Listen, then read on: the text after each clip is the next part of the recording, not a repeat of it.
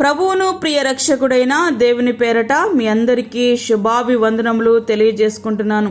ఈ Jesus new creation ministries ద్వారా ఈ రీతిగా ప్రతిరోజు మీతో అనుదిన ఆహారమును పంచుకోవడానికి ప్రభువిస్తున్న కృపను బట్టి దేవునికి ఎనలేని కృతజ్ఞతలు.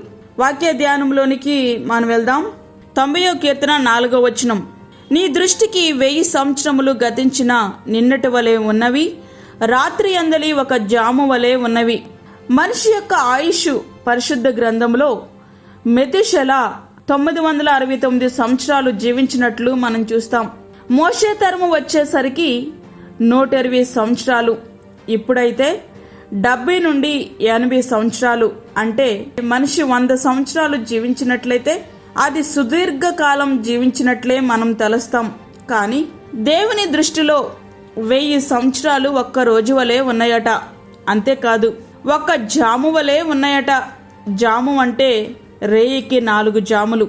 సాయంకాలం 6 గంటల నుండి ఉదయం 6 గంటల వరకు ఒక రేయి క్రింద లెక్కిస్తారు. అంటే 3 గంటలు ఒక జాము. మనకు 1000 సంవత్సరములు ఆయనకు 1 గంటతో సమానమన్నమాట.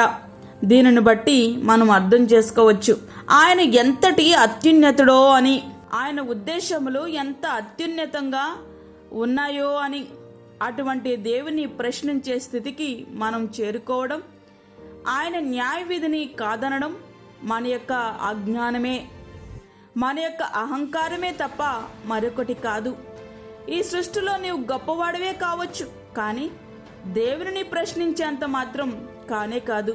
ఒక్క క్షణం మనలను ఆయన విడిచిపెడితే సజీవుల లెక్కలో నుండి మనం కొట్టివేయబడవలసిందే. కీర్తనలు 5వ అధ్యాయం 6వ వచనం. వరద చేతనైనట్లు నీవు వారిని పారగొట్టి వేయగా వారు నిద్రింతురు. ప్రొద్దున అది మొలచి చిగురించును, సాయంకాలమున అది కోయబడి వాడబారును. మనిషి జీవితం ఎట్లాంటిదో దైవజనుడైన మోషే గారు జ్ఞాపకంలోనికి తెస్తున్నారు. మానవ జీవితం తరం వెంబడి తరం గతించిపోతుంది. అది ఎంత వేగంగా అంటే వరద నీటి ప్రవాహంపై తేలియాడే నురుగులా సాగిపోతుంది. ప్రియా స్నేహితుడా, సర్వ శరీరులు గడ్డి అయి ఉన్నారు. వారి అందమంతయు అడవి పువ్వు వలె ఉన్నది. యెహోవా తన శ్వాసం మీద ఓదగా గడ్డి ఎండును, పువ్వు వాడును. నిశ్చయముగా జనులు గడ్డి వంటి వారే. అశాశ్వతమైన మానవ జీవితం శాశ్వతమైన దేవుని వాక్యము అంటే దేవుడే. వాక్యము దేవుడై ఉండెను. యోహాను 1:1. మన జీవితాలు చిగురించిన గడ్డి వంటివి. అది చూడగానే ఎంతో సంతోషం. చేతిలో సెల్ల ఉంటే క్లిక్ మనిపించాలనిపిస్తుంది కదూ. వాటి పువ్వులను చూస్తే మన హృదయం ఆనందంగా అనిపిస్తుంది. సీతాకోక చిలుకలు, తేనెటీగలు వాటి చుట్టూ తిరుగుతూ ఉంటాయి. అయితే కోయబడిన గడ్డిని చూస్తే వాడిపోయి ఉదయం చూసిన పుష్పాలు ఇవేనా అని అనిపిస్తాయి. మానవ జీవితం కూడా అట్లాంటిదే. అందంగా సాగిపోతున్న ఈ జీవితం ఏ క్షణంలో వాడిపోతుందో.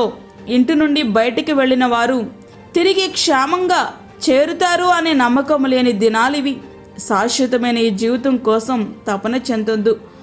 శాశ్వత జీవము ఉన్న సంగతి మరువద్దు. అల్పమైన ఈ జీవితం కోసం ఆరాటం వద్దు. శాశ్వత జీవం కోసం పోరాటం చేయి. కోయబడక మునిపే, వాడిపోక మునిపే పరిమళ పుష్పంగా ఆయన కొరకు జీవించు. ఆ పరిమాణాన్ని నీ క్రియల రూపంలో ఈ లోకానికి చూపించు. అట్టి కృపా ధన్యత ప్రభు మనకి అనుగ్రహించునుగాక.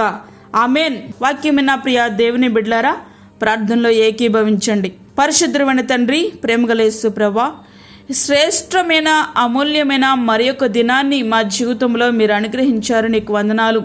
బ్రతకడానికి ఏమాత్రం అవకాశము లేని మమ్మలను ప్రతి దినం బ్రతికిస్తూ, ప్రతి శోధన నుండి తప్పిస్తూ ఈ రీతిగా బలపరుస్తున్న దేవా, నీకు వందనాలు.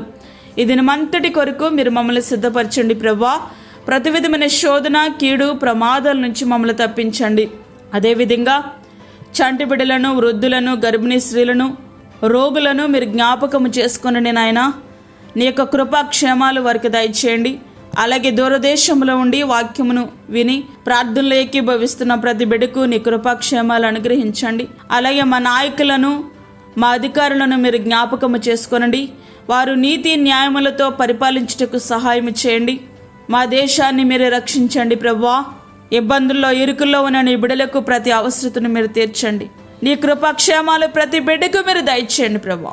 ఎత్తబడే గుంపులో మేమందరము ఉండినట్లుగా సహాయం చేయమని, మాకు కాదు యెహోవా, మాకు కాదు, సమస్త మహిమ ప్రభావములు మీకు ఆరోపించుకుంటూ యేసు పరిశుద్ధ నామమున అడిగి వేడుకుంటున్నాము తండ్రి, ఆమేన్.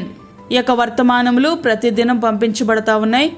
ఈ వర్తమానముల కొరకు మరియు మీ ప్రార్థన అవసరతల కొరకు మమ్మల్ని సంప్రదించండి. మా ఫోన్ నెంబర్ 9177377559. దేవుడు మిమ్మును మీ కుటుంబమును దీవించునుగాక. ఆమేన్. దేవుని సేవలో మీ సహోదరి అన్నామణి సాల్మన్.